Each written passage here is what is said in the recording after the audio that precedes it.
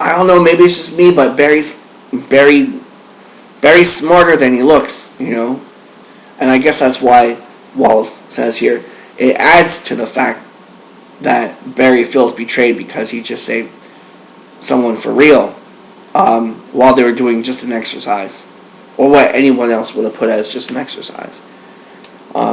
Very cool here. And very, it's a nice chip to play in this mix, in this hand. And, the collective consciousness, I like that also because now we're starting to see that old world thinking. When operations as a unit in the old world, those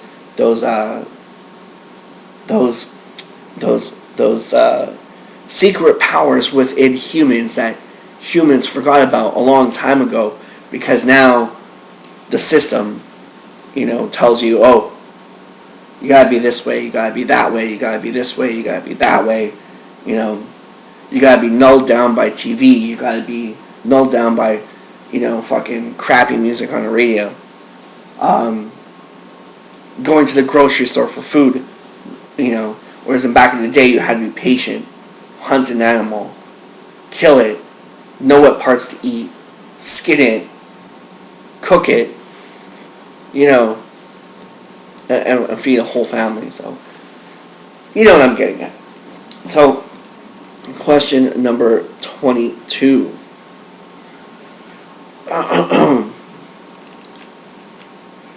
Question number 22. Garner's tough love training near the end. Were you tempted to turn him into a villain? Not exactly, Wallace writes. He is a villain like Troutman is, nothing more. He is just part of the painful orchestra. Cool. Maybe we'll see him turn in the future. Or maybe we'll see Troutman lose his friend. Who knows? Stay tuned to find out. Question number 23. Troutman seems a bit more like a shape-shifting character in this one. He really feels halfway to Morel's Troutman than Karena's Troutman. A Troutman that would kill Rambo if he had to. In First Blood, the movie, there's a tiny glimpse of the killer Troutman at the end while Teasel's telling him to back off. Was that part of the inspiration to form this darker version of Troutman, the beast of your book? Wallace writes, when Troutman needs to be mean, I used Morel's version of Troutman. Sure I did. Why not? And that, the scene I'm talking about, Matt, from First Blood is the scene where, Troutman's telling him, when they go, when Troutman finds out, Teasel finds out Rambo's still alive, he goes and he starts loading up his gun, getting the guns ready. He's in the police station. He's going to take Rambo down. And Troutman, right before Troutman gives him that, I'm the only one who can get out of this alive, maybe because he trusts me. There's a moment right before that, very serene, very noticeable moment where if Teasel would have just asked Troutman to defuse Rambo and kill Rambo, he would have, because he knew by that point that Rambo went too far. But I love how they play it out. Where, Troutman still doesn't want to see this perfect creation of his lost, to something that, all because the guy wanted something to eat. You know what I'm saying? So I love that. I love that whole movie. That, Richard Crenna's acting in that is beautiful. Beautiful, beautiful, beautiful. And what a great actor we lost. Just what a great one. I'd give up every interview I did with everyone just to talk to him one time. Just to talk with that guy one time for 5 minutes. 5 minutes. 5 minutes. Question number 24. The waterboarding of Ortega was insane. Your horror chops come in full force here. Was this fun to write, knowing that eventually you're going to go from war is heck to war is hell? Wallace writes, It was painful. Frankly, I don't know exactly why, but I am not fully satisfied with this part. Anyway, man, it was mean. Have you ever imagined choking and drowning? Try to imagine it powerfully. That's what I did to make it more realistic as I could, as realistic as I could. For those of you who are reading year one now, these questions are in order of their appearance in the book. Just to let you guys know, if you I should have brought that back up before, but I'm pretty sure I did in the intro. Anyway, I just thought I'd touch on that really quickly. Yeah, I would fucking hate to be waterboarded, man. I'm a big listener of Jesse Ventura, and he did a whole big thing on that. And then seeing it also in the Expendables, and that's not something you want to go through. That's really, really not something you want to go through. That's a horrible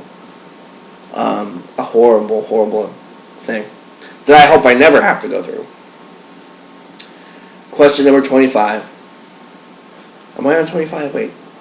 Yes, number 25.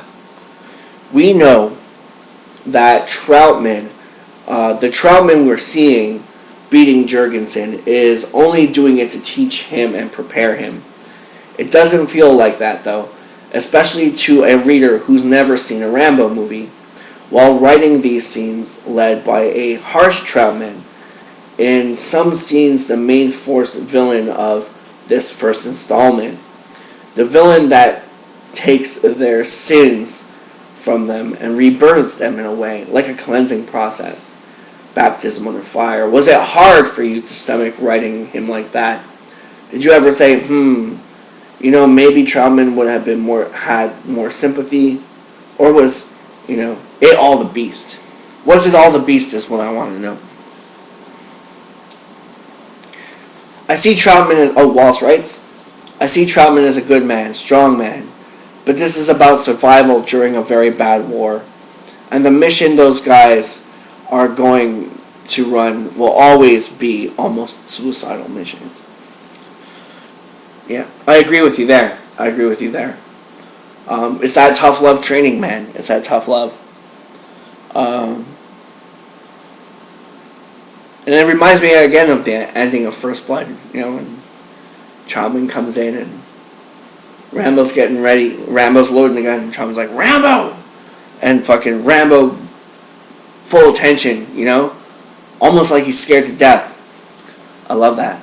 Scared to death of the one person he shouldn't be scared to death of. Wallace also has a second answer to this question. Also, don't forget that the eyes that see Troutman during my pages, when you see him through Jurgensen's eyes, he looks like a soulless monster. And that's exactly the way the Colonel wants to look, which is true. Because if you have to change these people to become like something else, you have to force them. You have to be an immovable force. So there we go. You have to look terrifying. Question number 26. I like that there was redemption for Jurgensen here. Were you ever thinking at any point to cross his and Danforth's story? It would fit Danforth nice to save a life for the one he stole.